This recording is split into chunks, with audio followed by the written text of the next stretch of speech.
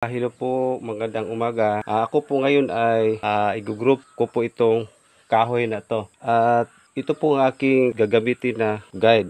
At ito po ay naka-adjust na po sa 1 and 3/4 po ang ating lapad po ng ating pagitan po. Ito po 1 and 3/4. Ito po ay 1 and 3/4 at ito po ay 1/2. At halimbawa po, kailangan mo po ng mas malapad na tulad nito. Ito. Gusto mo ng 4 inches. Ito po ay luluwagan lang po at i-adjust. Ito po ang pinaka-guide po niya. At panoorin niyo po ang aking gagawin.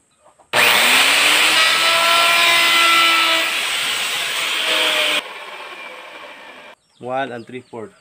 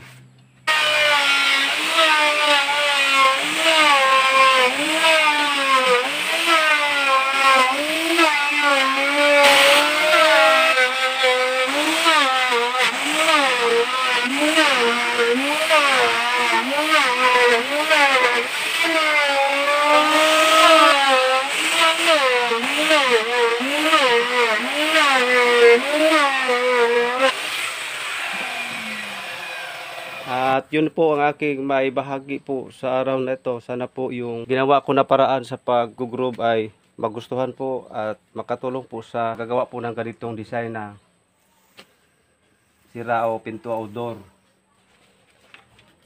At ito lang po ang kailangan.